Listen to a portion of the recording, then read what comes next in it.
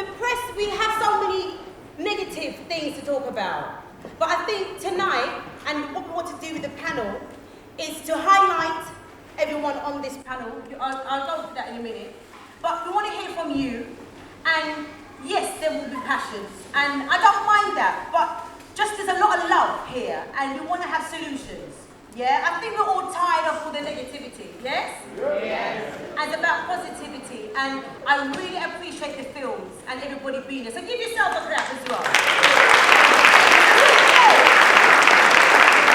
It's a Sunday and we are out. Can I just say that I'm not this short, it's just that my chair seems to be the smallest. Thank you very much. Well, we have a beautiful panel of people here, of young people. To my left, I have the lovely Jessica Salter. Give her a hand, please.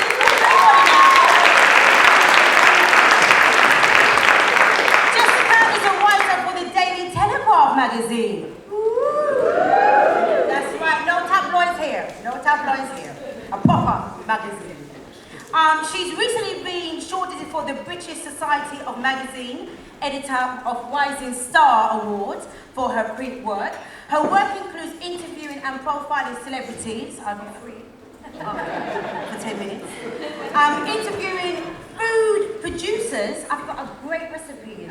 Yes, it's Jamaican pepper shrimp. Yes, and coffee gold. Yes, we'll talk. Cover page. And she's also a volunteer for the Access Project, which we'll probably hear from you a bit more. To my right is not only a very handsome and shy and humble man. See, you're right, I didn't say him. They already know. But for those who don't know, this man is, I'm going to be very brief, I'm not going to embarrass you. But what that means, you know what, there is something in the work that you do must be known, because people that you meet, they won't know. Some people may not know. But I'm all about promoting, I'm all about pushing. Not too much because the talent says it for itself.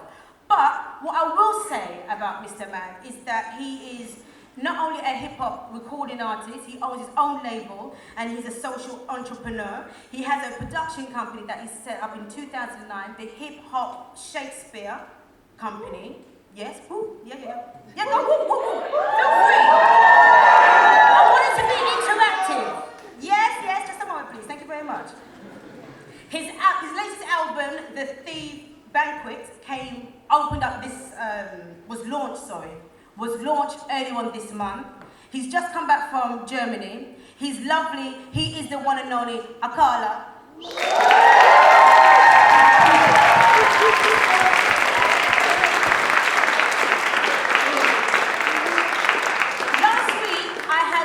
Of meeting my last two panelists here, and both of them are very, very lovely. The young man here, with his head down, you saw him before with Paul. Do you remember him? Yes? His name is Moktar Alatas, right? All right, Alatas. I'm sure I got that right. Alatas. This young man, he was born in Yemen and he migrated with his mother and brother to the UK. He's from Ladbroke Grove. Ladbroke Grove in the house? That's right, represent. There is so much to say about this young man, but what I will say is that he is the founder of Aspire to Inspire. This is his own organisation, and later on we'll talk to him about why and how he started this organisation. I think it's brilliant. And you know, behind every organisation is the person, is the people, is the vision. And I'm not going to say anything more, I'm just going to introduce him as Moktar Alatas.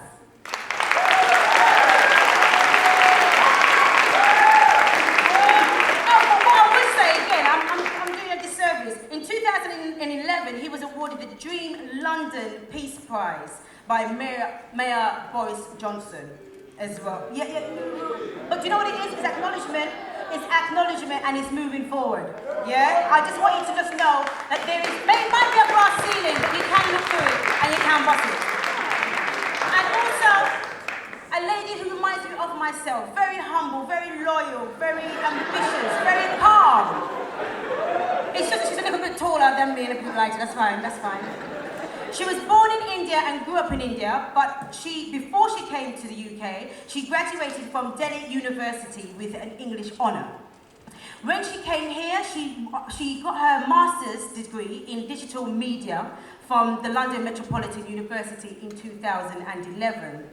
Since then, she's been involved in documentary films surrounding topics like migration and cultural differences in the UK, as well as South Asian students' issues in the UK. A woman who wants to change it from the inside, from what we actually see on a television. Please bring it up for Miss Asmit.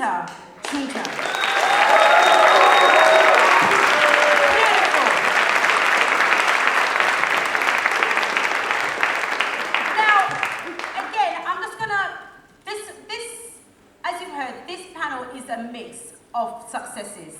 Please feel free to ask them any questions, and we want to hear from yourselves as well, because when we talk about does Britain hate young people, like we've said, like we've discussed earlier from the gentleman at the back, who is Britain? And we are also Britain, yeah? There's the government, there's societies, but do you know what? If we don't make a change, if we don't strive to do something for ourselves, nothing will happen. And everybody on this panel has actually dreamt, has actually done something. Because when we talk about young people, we may talk about young men. And Moktar, you know, you're a young person in Comlabric world. Do you think Britain hates young people? Do you think they do? Do you think that they don't understand? What do you think to that? We've got one each, you know. Is it 1, 2, sorry. I'm sorry. She two teeth. It's just boring. Okay, sorry, yes, Moktar, sorry. Okay, can you hear me? Yeah? Okay, so does Britain hate young people? I think for me, it's a very, very controversial topic. I actually, in promoting this event, there's a few people that actually turned it down on the grounds that the title wasn't fitting. So for me, it was very interesting just to invite people and see their reactions when I asked them what they thought about the title. Does Britain hate young people?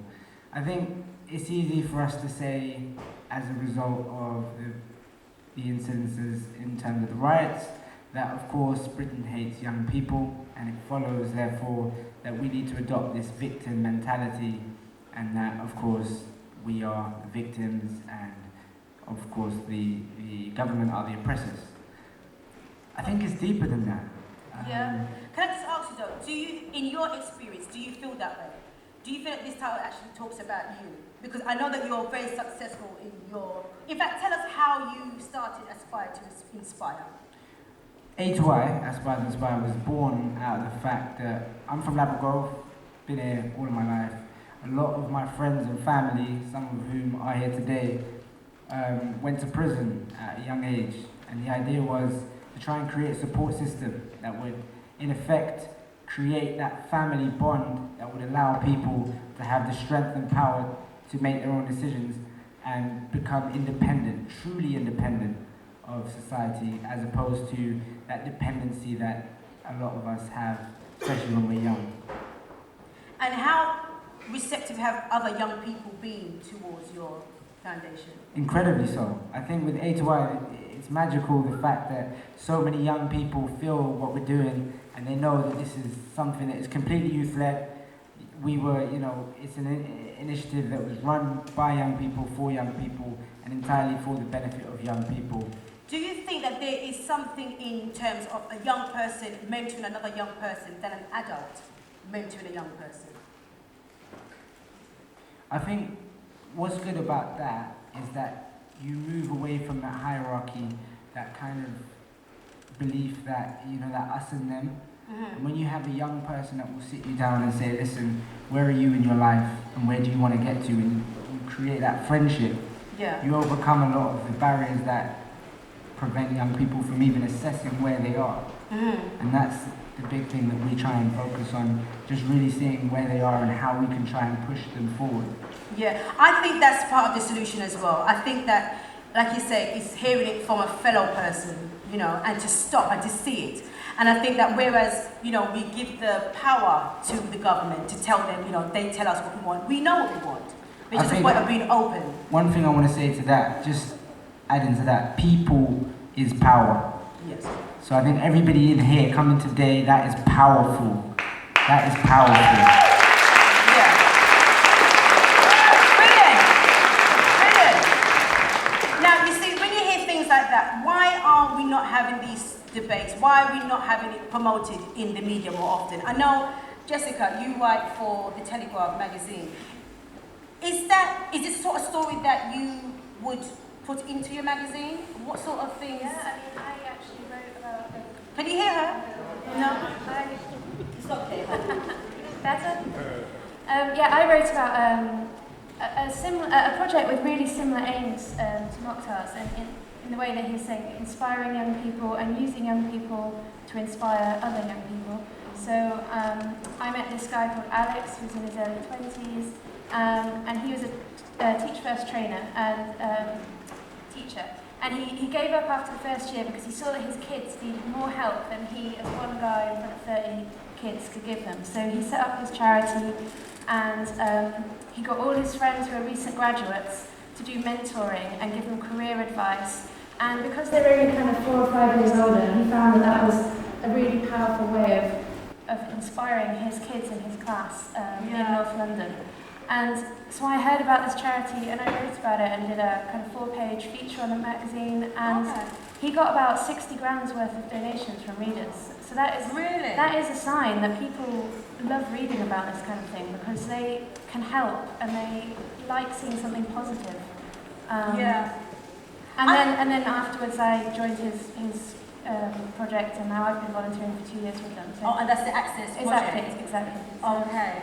And generally, do you find with the topics that you write about, are the Telegraph readers, are they interested? Are they very vocal about what you write? Yeah, they are.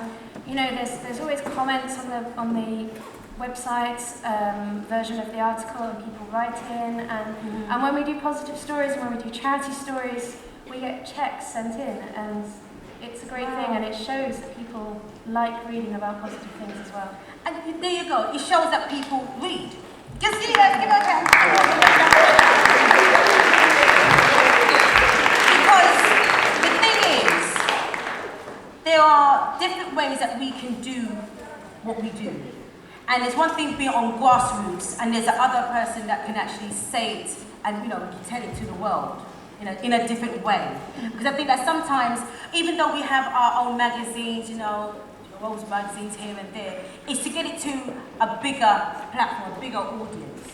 And what I would say to that is that the media is no doubt part of the problem with this image distortion between young people, what they actually do, and how people see young people. But if you find a story that you like, or if you are writing on Twitter or your own blog or something, if everyone can write nowadays, this is the internet. Yeah. Twitter is making stars out of everyone. If you find something that you like, if you share it with your friends and make it a kind of a commercial success for newspapers, that they should be writing more of these stories, then they will do. It's a kind of, you've got to make it a commercial sense to write these stories. And you've got to basically do it. You've got to support them, Yeah. And read and share and comment and... Yeah, I agree. Because how many people in here do Twitter? Twitter, Facebook, even more. I hope you're doing this today. I hope you're gonna. Yes, I see you, Miss. Thanks. Put your hand up. I hope that you will do this more. I hope you would get involved. I mean, some people they just sit back and we don't do it. I think this is the age where we can say and do what we feel.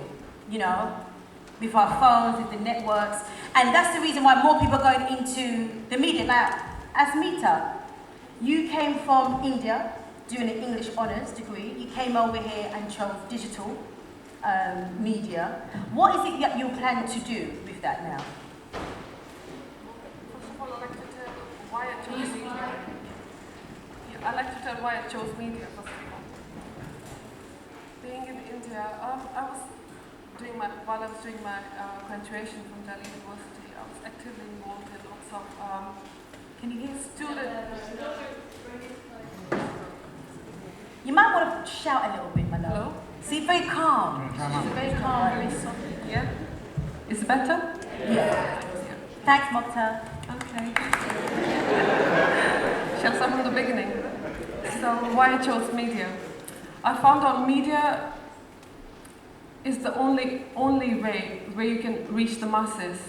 And if you want to make a change, if I can't do anything on my own, at least I can produce something which can reach out the masses and which can spread the awareness. So to do something, I thought media is the only weapon I can make a change with. So that's the reason I chose media. And now what I want to do with media is what I'm doing. I've made lots of documentaries based on my own community in this country, which I found out that dealing with lots of issues. The identity crisis is one of the biggest issues I found out. All the people, not just Asians, anyone who's not born in this country, I mean, and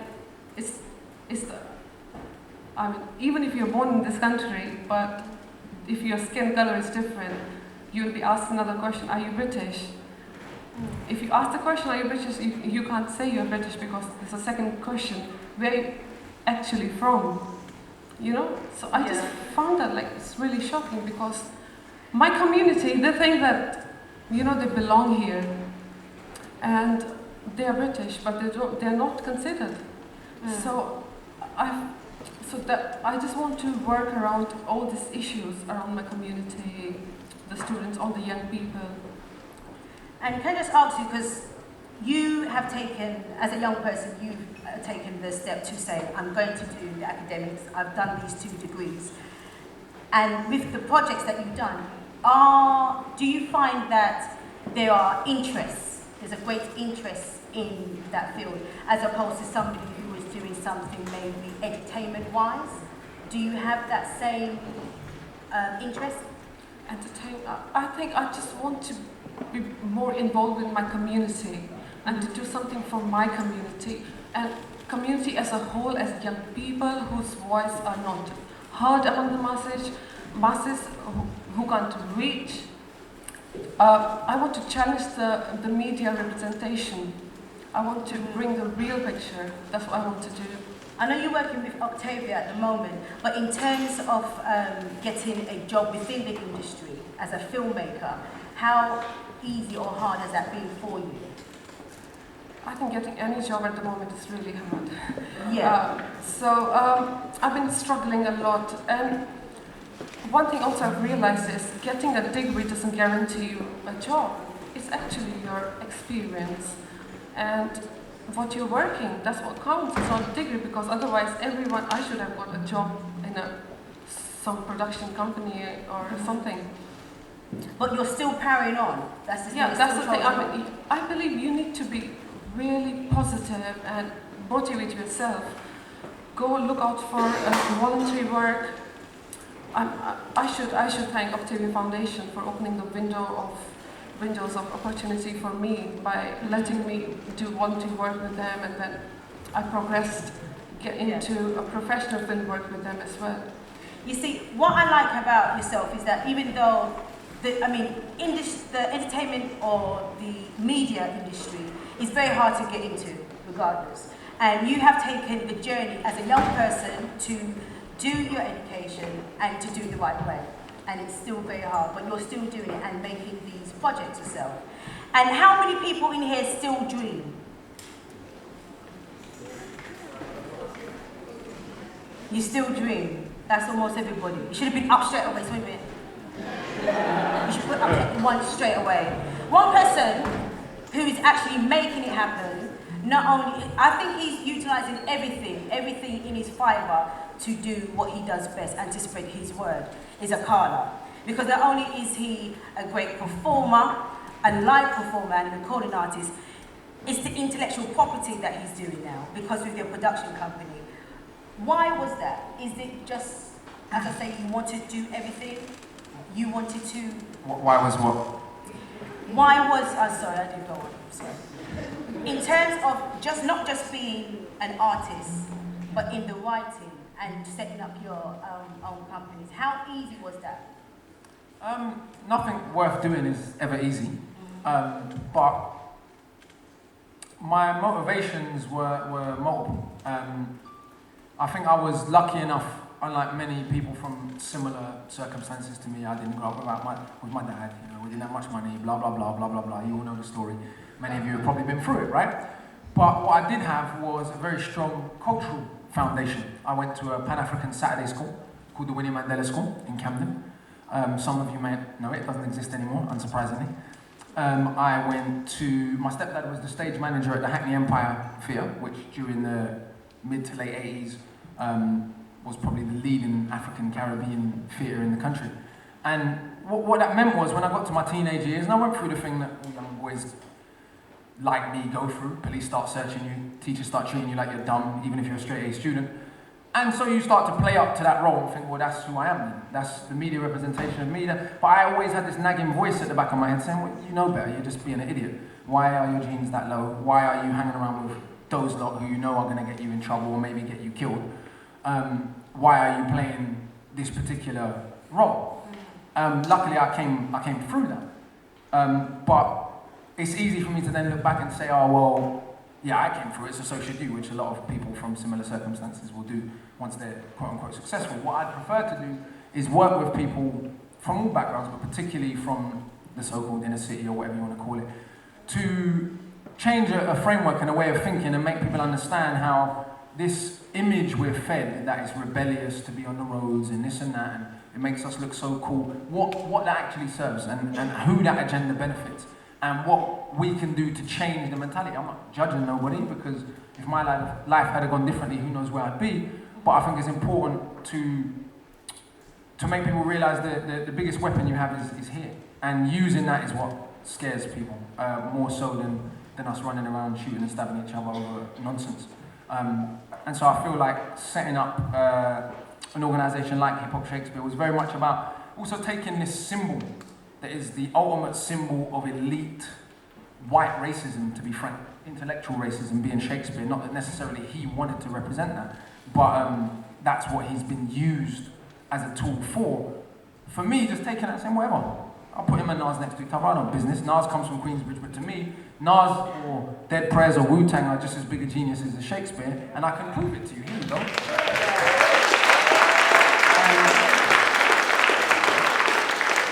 I feel like that's something that people don't want to be seen to oppose because of who Shakespeare is as well. They don't want to be seen to be knocking. But at the same time, they're like, I don't know what the word is, but you know, it irritates. What are you doing that?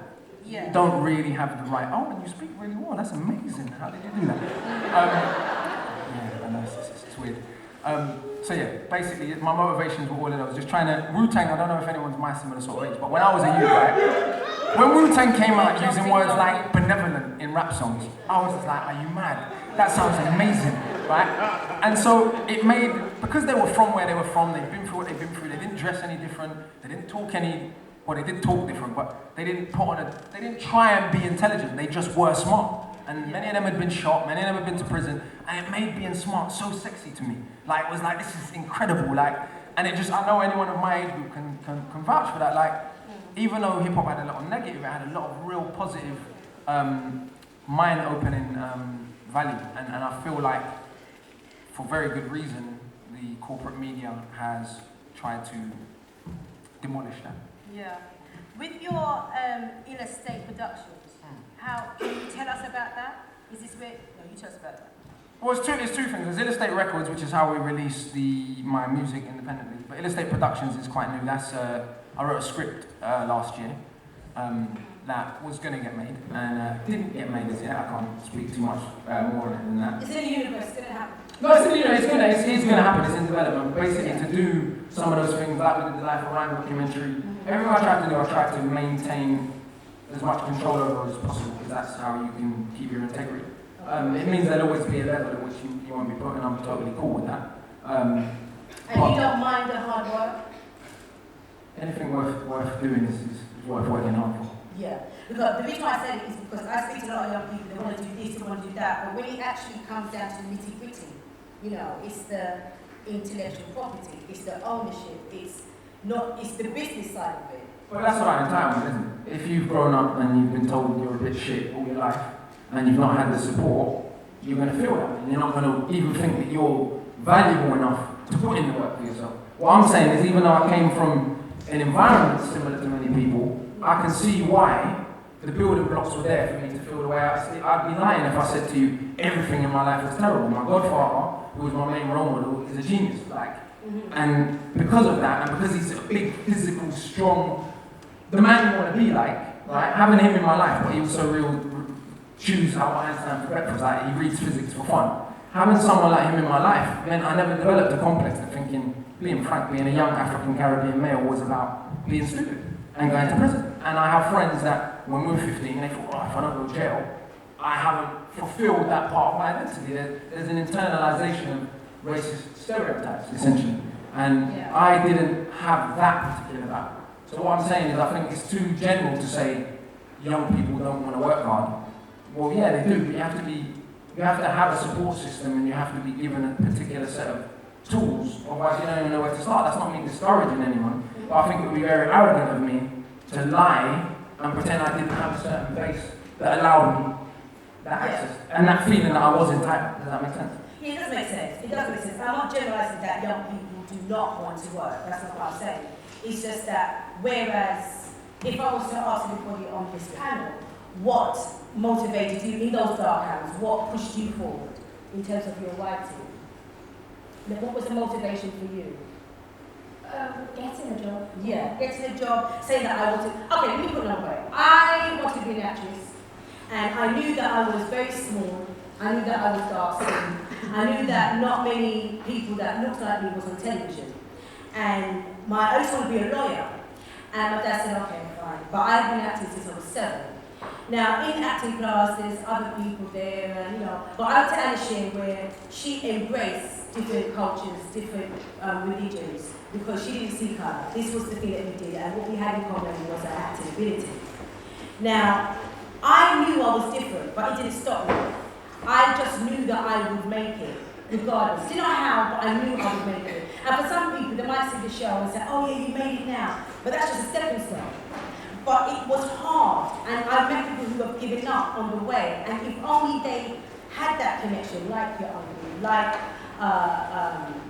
somebody in their family, not even in their family, to motivate them. I'm just trying to find out what happened in each of your cases that said, okay, I am going to do it, I am going to make a difference. Yeah. I think after getting my degree, I was a bit of disillusioned, like not getting a job, but I think family support acted as a key point in my motivation, and I realized if you don't have emotional support backing, like, yes, you can do it, you have the potential, you can make it. I don't think any young person can move beyond, otherwise you just sit depressed. You need some motivation, emotional motivation. Moktar, for you? For me, I think what really inspires me is, I think for me, I feed off people's energy. I feed off people's successes, and just having that positive mentality where you spend your time trying to celebrate other people as opposed to trying to find flaws in them. That's what powers me. That's what really gets me to think, okay, if that person can do this, I can go out and do it myself. Yeah. Jessica? And I think Asmit was saying that she's struggling to find a job, but she is still making her films and getting her experience that way, and I think that is really important. I did so many months of free work experience, which I know most people have to do nowadays, and that is how you get a job. If you can't get a job, then you've got to do work experience or volunteering at places like this, or you've got to fill the CV with empowering things, and that builds up your self-confidence. Yeah. Well, thank you very much to the panel. Give them a applause, please.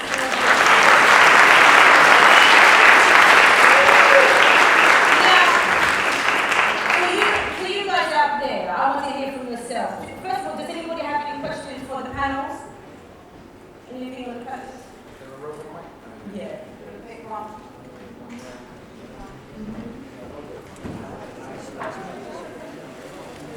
Hi, greetings. First of all, it's not a question, it's an acknowledgement. From listening to what you have said, each of you, and from reading the literature, what I've got from this is that we need to change our mindset. We're always trying to break through an existing forum, trying to break through.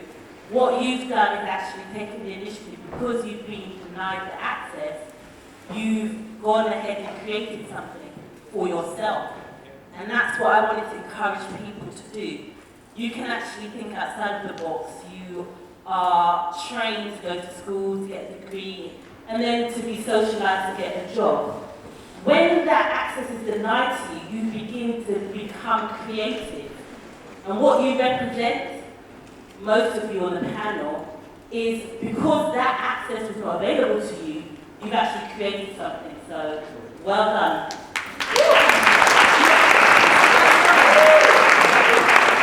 Something up there, please, miss.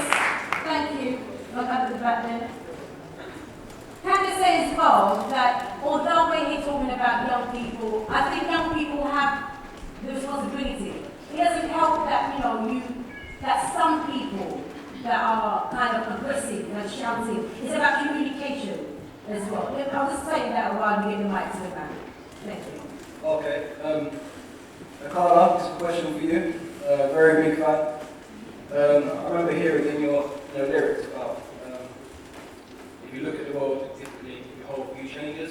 I can't remember it word for word, but something like that. What made you view the world differently, and if you know what I mean, how did that change? I suppose that statement is a philosophical statement, and I would say that my view of the world is actually very cynical, and ironically, a lot of people probably mistake that and think I'm bitter or I'm angry or this or that. Actually, no, the fact that my parents, or my mum particularly, and my godfather didn't lie to me growing up. They told me what I would face. They told me what the world was really like. They told me, right, you're going to get to 12 and this is what's going to happen, right? You're going to be treated like a criminal. This is how you deal with it. Know your rights, blah, blah, blah, blah, blah, blah. They didn't gas me up and tell me it's all wonderful, and if you just work hard, you can achieve absolutely anything you want. And so because of that, I had a certain emotional maturity, I think, to a degree. And even though I still see those negative things going on in the world, I think it's important. Someone said once, you can't be miserable enough to bring happiness to one person in the world. And so even though all these things are going on, I still feel like a very happy, very positive person, even though a lot of the time I want to kill people, right? I'm not even saying it to be funny, right? You look at what's going on in the world, and if you're not angry, there's something wrong, right? So that anger is there, but it's how do you nurture that and how do you deal with that so that you can sleep at night and maintain a certain equilibrium. And I think that's what I meant with that statement, not that you can just kind of the way that these lovely lefty liberals like to do, say, well, if we just all meditate, go to class and everything will be fine. That's easy to say when you have the material and you have the access, right? And so it would be horrible, again, for me, someone who now has the material and the access, to say, well, I work hard, why can't you? You just change your mind, everything will be all right. Well, maybe it won't. Maybe the police will shoot you. Maybe you'll get arrested for something you didn't do, The world is real like that. And so I think that statement was about trying to maintain a mental equilibrium whilst not deceiving yourself about the challenges that you're going to face.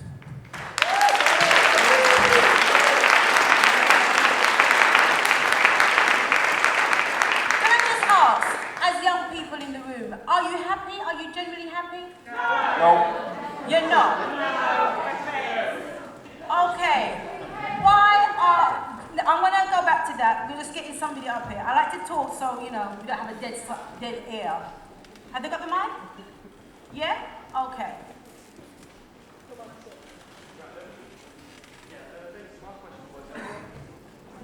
Sorry, honey, can't hear you. Oh, sorry. Basically my question was for all of you. In the riot, after the riots, what is your opinion on the way the government demonised young people and said it was basically all down to them and not their own screw up? Sorry, honey, I can't hear you. Yeah. How do you, your opinions on the way the government demonised young people after the riots, saying it was down to the young people and not their own screw-ups as a government? Did anybody He hear basically said,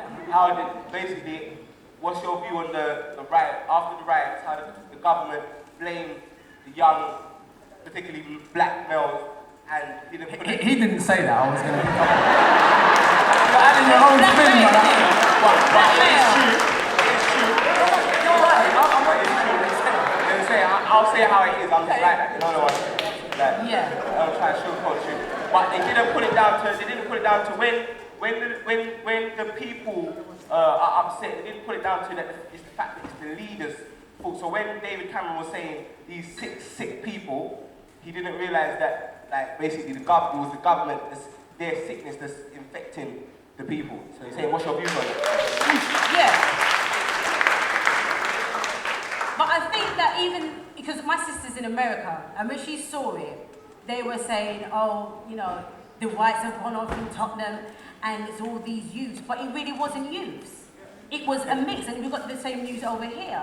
And I think that it was a situation where it was an opportunity. It was opportunists. You know, it was for everybody to do what they wanted. That was the world. It just went mad for a few. The invasion of Iraq was also and opportunist. it was very easy. You know, my thing is about this, right? Yes, you can, miss. Just a moment, please. We're going to get you a mic, please. We're going to get you a mic. Don't shoot yours. Yeah, while Mike's on just to address the question, I think we have to be specific. The media didn't demonise young people. Young people go to Eton and Oxford and Cambridge and can afford to buy whatever they want to buy from Westfield and not being demonised, right? So I think we have to be specific about what we're saying. If you haven't got any money and you're working class and you're white, you're a chap, you know. If you happen to be a Muslim, you know, that's the issue. Everything that's bad about you is because you're a Muslim. And if you're black, you know, everything's bad about you because you're black. And that was the narrative that came out, you know. A man was given a platform on national television to say that black people are now turning white. I don't know what they take to pills, right? But what was very interesting about it to me is he was given a platform unchallenged. And this isn't an accident. I've done enough of these shows to know they interview you before you go on the television to figure out what your opinion are and what your intellectual equipment is, right? So they let this gentleman go on TV knowing what he was going to say, because he wouldn't have said it if it wasn't known, right? They interview you. And then they didn't put anyone there who could challenge what this gentleman was saying. And this was the narrative the country was left with. There's been riots in this country hundreds of years ago, thousands of years ago. We can go back through the history book. All of those caused by black culture. But I think that it's obvious why the government and the media reacted that way, because that's how this country was built. People act surprised, like this country wasn't built on racism and classism. I'm not saying it to be horrible, it just was. It's an intrinsic part of the culture. Thank you very much. This lady at the back, you wanted to say something? You have your mic now? No, I had a question still. Oh, you did? I'm sorry, so go ahead. I was just helping him out over there. Yeah. Miss, a mic is coming to you. If you put your hand up, a mic will come to you. Yes, big man. Yeah. Akala's kind of... I got the mic. Miss? Okay, sir, you go ahead. Ladies first. Okay. You want to let her go first?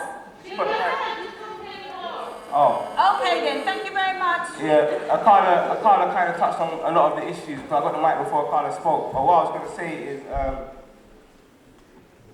the criminalization that we face, being ghetto, like being black, and white guys do face it, but that's when they're considered as being part of black culture. You know what I'm saying? So a white guy will get stopped and searched because he's wearing a hoodie, but a black guy wearing a suit and tie won't necessarily get stopped and searched. But the bankers and the politicians who are doing the biggest crimes in the world wear suits and ties. You know what I'm saying? So I'm saying that criminalization, not only will that make it hard, but when you want to go from the criminal path and get a job, the full conformation to a culture that is not your own, whether it be makeup, whether it be your hair, whether it be how you speak, how you express yourself, that in itself is something that Britain does to a certain type of young people, you know the ones there. And I'm just asking if what your views are on that attack. Can I just say something? Okay, so as part of the initiative that I run, we work a lot with ex-offenders. I've got a question to everyone in the audience.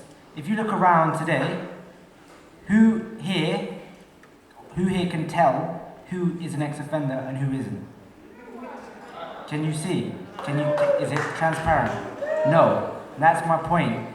The process of becoming an offender, being criminalized, can happen to anyone. And every single person in this room today has worth. Every single person is worth something. And I want everybody here to understand and appreciate that we all have worth, and we can't find our worth in the government, in the media. We need to look into ourselves and really celebrate our own achievements if we want to be anything. That's what I'm saying. Let me give you an example. As we get a mic for up here, please. Yeah, we get the ladies at the back there. The question is addressed to Akala as well. Well, I hear what the issue, I think, what you're talking about, cultural assimilation and the way that a particular culture is delivered as the culture you need to be if you want to be quote-unquote successful, I think it affects different communities differently. Being frank, the stronger economically your community is, the more self-sufficient it is. No one's forcing Chinese people to conform. No one goes to Chinatown and says, you lot better learn to speak English or get out of our country, because they're in a position to command respect. No one really goes to Southall and does that anymore either. It wasn't always like that when those people first came to England. But again, for a particular set of reasons and a particular set of circumstances, those communities have a degree of economic self-sufficiency. Now, if you're in a position where your community does not have that, and there's very good historical reasons why, then you will be forced to conform to a certain degree if you want to economically survive. That's a reality of life, that what Webb Du Bois calls twin souls, you know, and that conflict between who you want to be and what you've got to be to get by. I would say that's a personal management issue. Each individual's got to work out what they are comfortable doing and they're not comfortable doing to survive.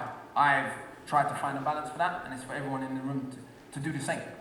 What your spirit sits with. Can we hear from the back here, please? And I want to make sure people are heard as well, okay? This might be, sorry, I'm here. This might be going on topic slightly as well, but there was two things that I've heard talking a lot about today. First one is about using the media. Firstly, there was this gentleman over here, you did the Crime documentary, yeah? I don't know, anyway. He said about using YouTube, to kind of like spread your words, spread your message. The fact of the matter is our internet is actually controlled by what, 5 families or something? Like, even though we do have YouTube to talk about they've got so much power over what gets in the media and what can't. What do you do about that firstly? Secondly, Jess, you said something about your motivation about doing something to getting a job. A lot of what the charity I work for, they try and get young people jobs. Unfortunately, I don't think that's the answer. I don't think people getting jobs is the answer. So a lot of times people are saying, oh yeah, we need to get them, I've got them working for a bank. Well, right now we're just doing exactly the same thing. So what can we really do? That's what I'm saying. What can we really do? Because we're not being listened to. That's it. We're all here today, but we're not really being listened to. There's not that many people. We've been to protests, we've been to demos. No one is really listening. I'm loving the positivity, but where is it really? That's what I'm doing. I think that there is something in volunteering. You know, if you're not working, it's just that in between, it's that bridge in between. And there's certain life skills that you get when you go out and work with different people. I'm not saying that is the big. Sorry, sir, change the government? Yes, I hear you, sir. Change the system. But before we... Pardon, sir?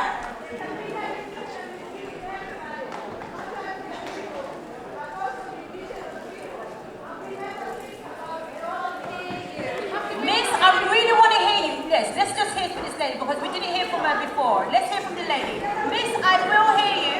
But this lady is brave. She wants to say something. Well, I'm just saying that... Sorry, ladies and gentlemen. Please. I think it's important that if we want to really show what is is the problem. We need to use the real term. And capitalism is a problem because we all encourage capitalism. We all encourage people to get a job, to work for free, to be better, to be selfish, but we never think about where we are coming from. We end up being ruthless because we forget our roots, and also we forget that people in our lands, in South America, in my case, Africa, in most of cases in this place, we forget that we are surviving in this country, and people have all the food to throw in the bin because people are exploited in our countries, and nobody says that. People need to get angry. People need to show that there is inequality because it's not, in this country, they create a very clever thing to say, keep calm and have a cup of tea. No, that is very bad. And the media is the worst. The Telegraph, the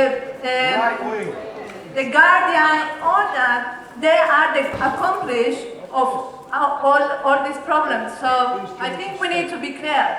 That's my point. Thank you very much, Miss. Thank you very much. I can't respond to everything because of timing, but there's... Well...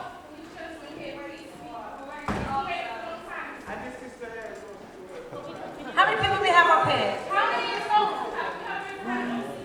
The mic is there, give the man the mic. Hello?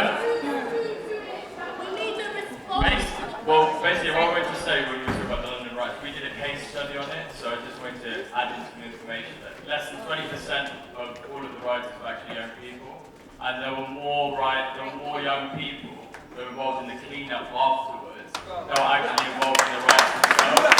So basically, going back to what Akala was saying at the beginning about solutions, it's easy to say, capitalism is the problem, other people are the problem, but our whole campaign, and the reason that I'm here, and the reason that some of you are here, is because you've taken it upon yourselves individually to do something about it. So don't look at the problems and tell yourself it's the media's fault, it's this person's fault, it's that person's fault. What are you going to do individually?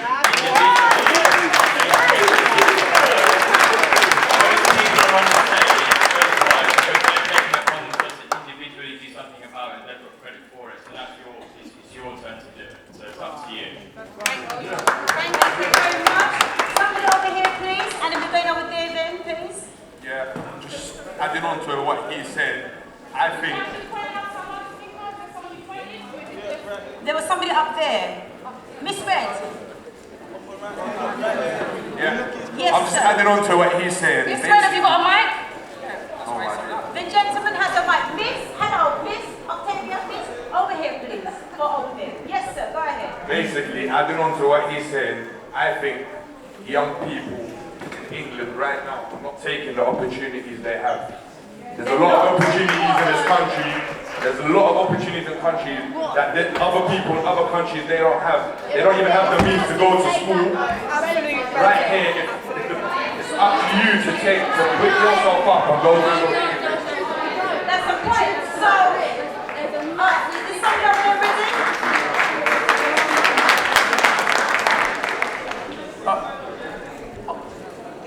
I think there is some truth in that. As we get the mic over to someone. It's much more interesting.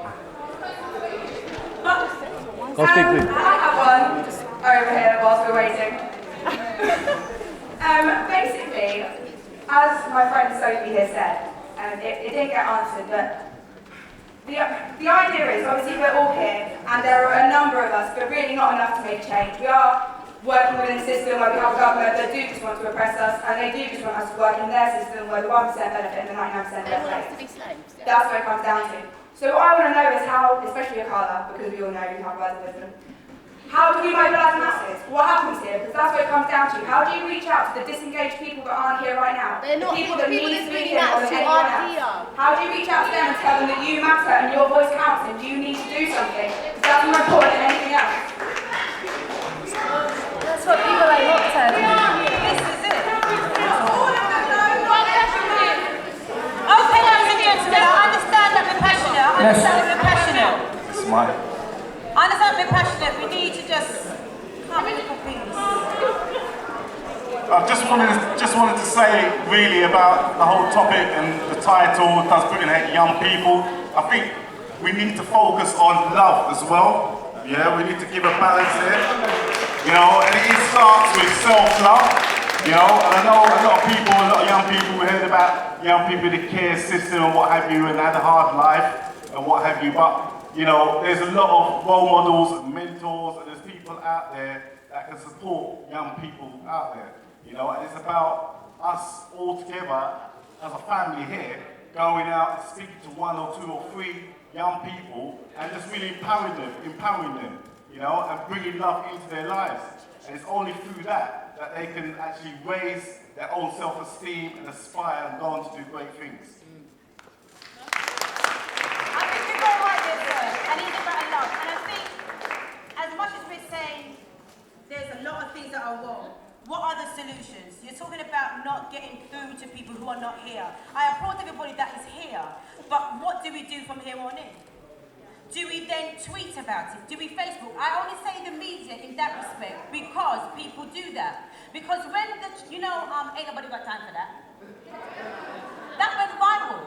But when it comes to something of positivity, why does that not have the same push? It's down to us. It starts from here. Yes, sir. It should be a case of take away the government. We have to start again. But to start again, we have to start from somewhere. Where is that somewhere starting? Okay. Right. So if it is yourself, and we're doing, okay, everybody, call it a workshop now. Call it a workshop, okay? If we're saying it starts from yourself, it starts from your mind. It starts from what is it that you're upset about, and what is the solution? Okay. That is the part. So if we look at a few practical things, right, that we can do, all of us in this room can do, that can make a practical difference. Real things we can do. 1, form a cooperative. Everyone who's got 5 spare pounds a month, 2 spare pounds a month, 50p a month, whatever it is, in this room, exchange details, form a cooperative, grow your own food. You grow tomatoes, you grow onions, you grow potatoes, you grow leeks. Appoint one person to cook one week, another person to cook another week. A, right? Immediately you're not giving that money to Tesco anymore, you're putting it in your friend's pocket. 2, every person in this room volunteer to help one young person with their studies, right? But not some nonsense studies telling them to capitalise on the opportunities in this country. Opportunities that are largely based on the oppression of people that probably look just like you. But to understand the system that they're in and to play that to the best of their ability, so proper education. If we do those 2 things, everyone actually do those things in here today. You've asked us what some practical solutions are. You could do it your table by table, however it is you want to do it, area by area, and you could start on those are just 2 very simple, very practical things that I think we can all do. In terms of reaching out to people that are not here, not today, not in this room, what we've got to ask ourselves is organisations that have been relatively successful at changing political ideology. What did they do that we're not doing? It wasn't the ideology that got people on side, it was practical things, food, clothing, shelter. So if we can't provide people that are not politicised with food, clothing and shelter, we're just another bunch of hot air, right? And that's the reality. So we can go out doing things like the Breakfast Club, some of the things that we know about that these practical organisations did, Breakfast Club, or walking grannies home from shop, carrying people shopping. People might not care about your political ideology, but I know, that's them lot who helped my grandmother home and made sure she was cool, right? Or that's them lot who make sure when the police come, there's 40 men out on the block. Who are not trying to confront the police and beat them, but are just making them know if something happens to this person, there will be a consequence, right? That's how we go about people taking us seriously.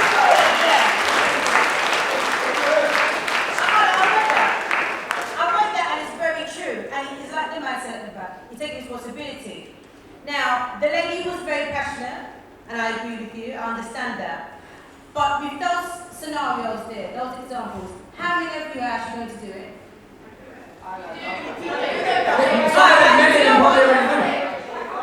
You already doing it? That's beautiful, Miss. There's other people in here. How many people? Yeah, but how many other people are actually going to do that? There's other things you could do, but I'm not going to say them now. Okay, I want to hear 2 more people before we go. 2 more people, please. No,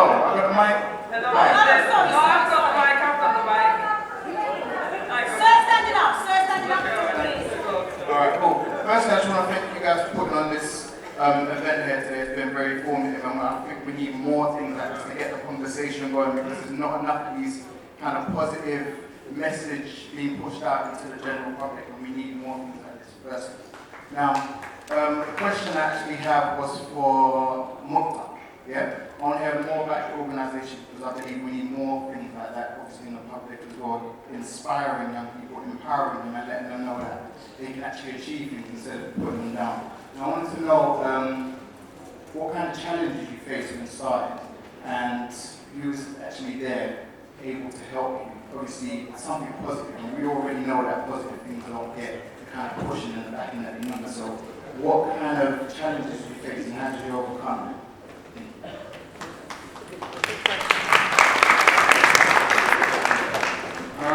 I think when we started the initiative, and I say we because it wasn't just me, and that's important to know, it was a group of young people that are very like me, very similar from Laverne Grove. And the idea was that we wanted to create something that was bigger than ourselves, to try and empower people that might have not had the best start. There was loads of challenges. Primarily when you're dealing with young people and you're a young person yourself, I found that you had to try and convince your peers that you have something worth listening to. And that's not always easy when you're bombarded with messages in the media. For example, like MTV Cribs, I find that fascinating. I find that really interesting that they open their doors up to us and they allow us to see their lavish lifestyles. And then we come out into our own homes and something's not quite right. And then they ask why so much crime is prevalent. So, you know, it's that contrast, I think, just trying to deal with young people, for me was a challenge, but it's also incredibly rewarding. Because when you do actually work with them and you see that magic, it's what it's all about. Also just working with organisations, trying to sell them the idea that actually young people are worth something and they have something worth to give. It's not easy coming from a young person. You find that a lot of employers don't want to hear that and just trying to say, well, actually this young person is worth something, give them a shot. I have to say though, there's been some organisations that have been an incredible help. They've given us amazing support. First and foremost, Octavian Foundation. Above all, they've been there from the start. So big shout out, you know, like to Gabrielle here, Rena. Honestly, we would not be here if it was not for the Octavian Foundation. So yeah, big shout out to Octavian for that. Big shout out, come on.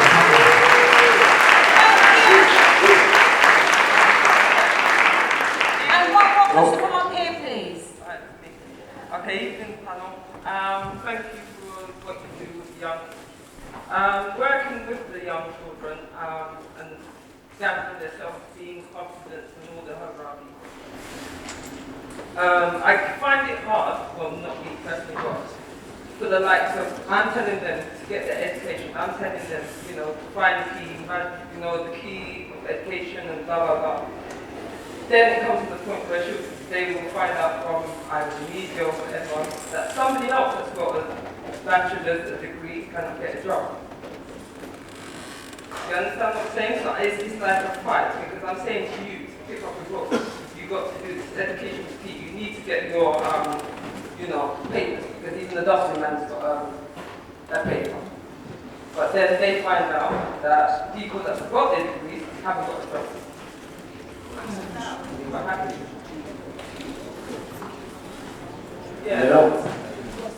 Education doesn't necessarily mean a degree. In fact, a lot of people who've got degrees are not that bright. And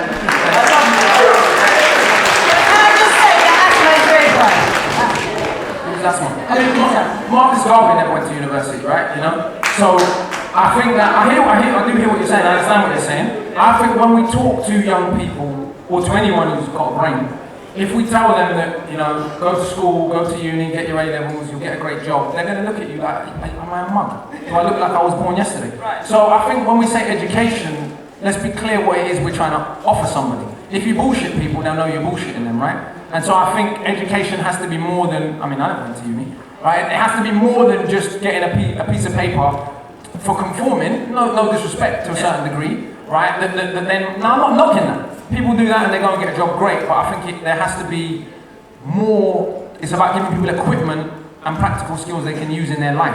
And if you offer that kind of education, people might be a lot more responsive. And then you go to the part where, as you said before, experience. You need the experience. It's that circle again. You need the experience. How do I get the experience? Then I'm not going to get the job. Experience. You know what I mean? It's that circle again. So there's a lot of things that the young people need that. Still have that confidence, that self-esteem but still be able to silence. But why are we always looking to get a job? Why are we not looking to build things in our community that make us economically self-sufficient? Right? If you're the person in the neighborhood that grows onions, right? And that's what everyone basically provides you with what you need, because you're the person that grows onions for everyone in this room. You don't need a job anymore, right? Someone pays their light bill, another person, everyone chips. It's about community now, and it's not going to get any easier, and it's not going to get any more. There's not going to be more access to these opportunities. It's going to get thinner and thinner and thinner, right? So we have to start preparing for that and understanding what we can build that gives us a certain degree of autonomy, rather than looking. I'm not knocking no one who's got a job. Everyone's got to eat, right? But what I'm saying is, the dialogue's got to change from how do I get this to get a better job, to how do I become more self-sufficient and less dependent on people that want me to drop down a vat of hot oil. Thank you very much. Ladies and gentlemen, we one at a time. I think that it's time has run. But yes, it's nice to see that you are here, and there does need to be change, and it does stem from us. It does come from us. Like Akala said, you can create it. You can think bigger, you can think outside the box. Do you think sport, if everybody actually gets together, like he said, I think it's a great idea. Every table you exchange your numbers if you don't know them already. You know, this is what it's about. We have to start from somewhere. Get involved with Octavia. There's post-it notes and there's a notice board outside there. Please, excuse me,